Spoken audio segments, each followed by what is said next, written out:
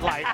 That's on a wild day in the NFL. Nothing was more wild than a crazy ending to this Lions-Steelers game. Let's head to Detroit. Jared Goff and the Lions hosting Aaron Rodgers and the Steelers. We pick it up. 11 seconds left in the first half. Steelers trail 10-3. Aaron Rodgers taking a shot, Nick. Oh, my God. It's unfortunate as a DB to watch that. I know it's a linebacker, but you're going to call pass interference in ridiculous one-handed catch, and the highlight's going to play it over and over and over. I'm also Incredible shocked catch. the Lions were like, let's play man coverage in this situation with 14 seconds. That's what the Lions do. Initially ruled an incompletion. It's overturned. Gainwell scores. Steelers tie it up 10 at the half. Early fourth. Steelers leading 15-10. Pittsburgh with a 2nd and 5 near midfield. Jalen Warren. See ya, Dio. Outstanding job by Warren cutting back. Everyone's like, well, where's the safety? DK Metcalf was opposite. Those defensive backs and safeties got to pay a little bit of attention. Really good cut, explosive run. Steelers leading 22-10. Next Lions drive, 4th and 2 on the Pittsburgh 27. Khalif Raymond outrunning the defense, 27-yard touchdown. Lions back in it, 22-17. Some life, Joe, some life. Little bit of life, but here we go, Coach. Jalen Warren again. You figured we'd make the adjustments, right? God, I hate this right here.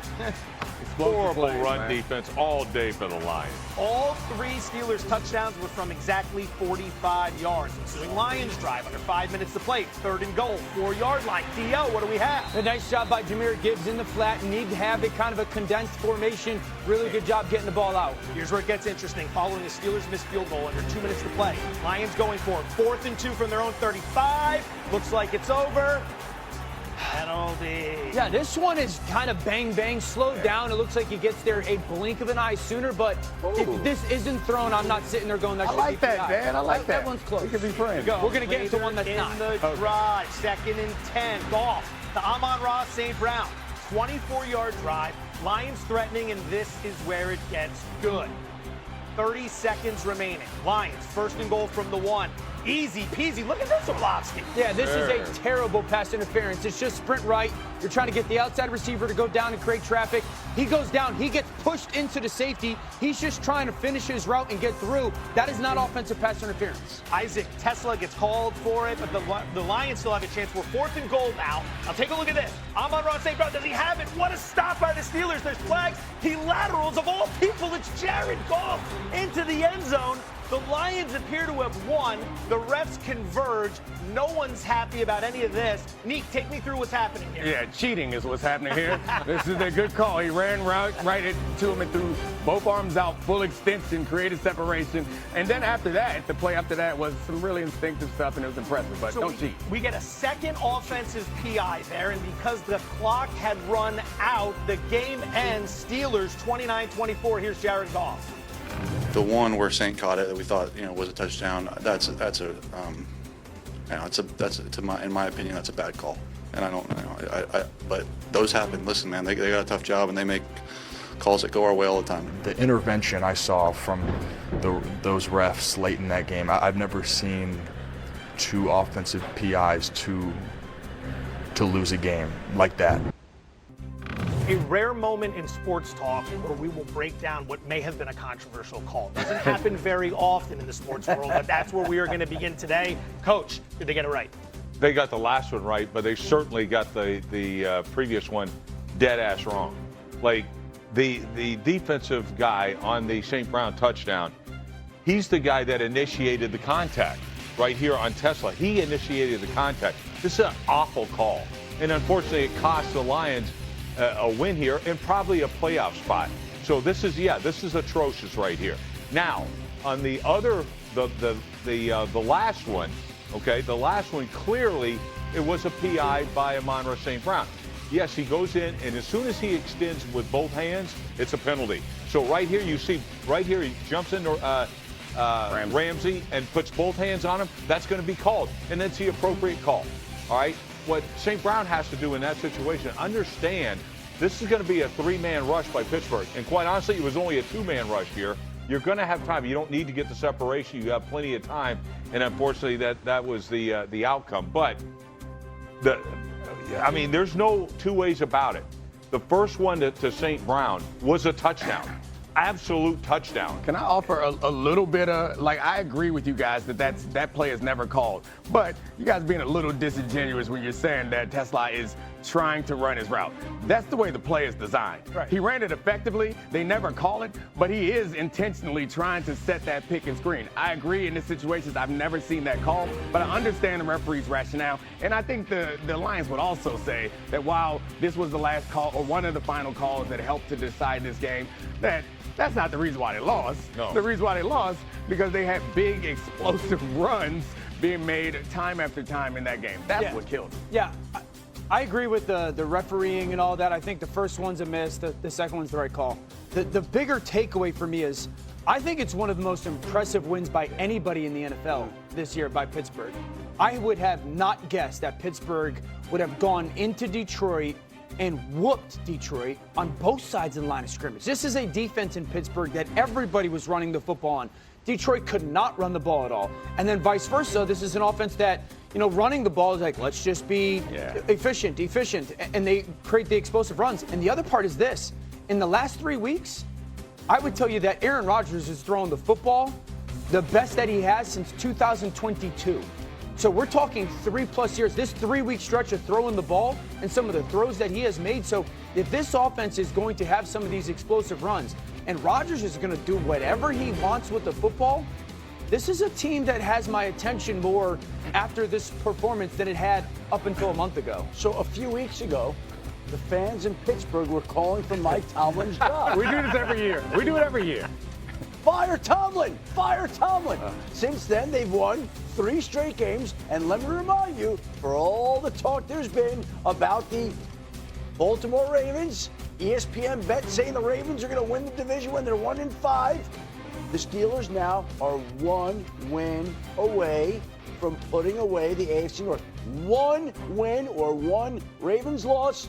And the team that wants its head coach fired, the fans that want their head coach fired, will be the division champs in the AFC. You know what else was impressive yesterday? Everybody for Pittsburgh, their touches mattered. Like, Adam Thielen's been there for 2 weeks. Adam Thielen has 3 or 4 huge catches. DK Metcalf obviously has some big catches. Jonnu Smith and his impact, both backs. And so you're looking at all these different kind of role players fitting into this offense, and now everybody's not wasting opportunities. They're all taking advantage of them. And with Rodgers is doing so many different little things that is enhancing everybody's role in kind of elevating their role. That's why I'm surprised that you said he's throwing the ball better than he ever has. That's a very specific thing. Because since 2022. I get that, but that's not what I've been impressed with by Aaron Rodgers, his ability to throw the ball so far this season or in these last few games. I think it's the mental part, it's the getting the guys involved, getting them in and out of bad plays, because I didn't see a bunch of great throws from him yesterday. He had some good throws in the last few weeks, but that's not what's leading this offense, making it better. Of course, it's that explosive run game, and as many schemes you come up with, there are 2 things in football that'll never change. You can't win if you can't stop the run. You can't win if you can't run the ball consistently. They did both those things. Sorry for interrupting you again. Coach, what does this mean now for the Lions moving forward? Do we feel like their window for the Super Bowl may have closed yesterday? No chance. I mean, I don't see that. And here's why I say it. I know Dan and I totally disagree on this one. Look, this is the second-rated offense in the National Football League. They score over 30 points a game, okay? And the defense can't be worse, right? Yeah. Like, there's no way it can be worse. So I think, yes, did it close out this year? Yeah, they're going to make the playoffs this year? Yeah, it doesn't look like it, okay? But it's unfortunate because I'm going to tell you, if they would have made the playoffs, no team would have wanted to play them. Why? Because that offense is that explosive. Now, this game, Dan, you talked about an impressive performance by Pittsburgh. Yeah. On the line of scrimmage, absolutely. They outgained the Detroit Lions by 215 yards. In Detroit. If anybody, they would have said, somebody's going to outgain the other team by 215 yards. We would have all thought Detroit was going to run the ball down their throat. They got to look at something. Here's the deal. The difference to me in that game. The edges by Pittsburgh, and Highsmith in particular, The guards on paper, it looked like, yeah, we got this. No, you don't. Bunch of TFLs. And bunch of TFLs. They couldn't close the edge. And what happened is, this is what happens when you don't have a running quarterback or an athletic quarterback, because you're not going to play that the same way. Because of the bootlegs and all that type of stuff. But Pittsburgh knew it. That was their night. Funny how the game has changed around the quarterback. But I was surprised that you said that you disagree with Dan. So, Dan, you think the window's closed? I have too much respect for Brad Holmes, the general manager, and Dan Campbell to say, like, it's closed. Yeah. I tell two things, though. One, this rebuild has been built at the line of scrimmage, mainly on the offensive line. The offensive line was the strength. It became the calling card. The offensive line has become the weakness in Detroit. So that gives me concern. You're not just snapping your fingers and all of a sudden becoming that dominant offensive line again. And then also, their best players have been their cheapest players. And they're going to have to pay the piper at some point here in the next probably year with a bunch of contracts.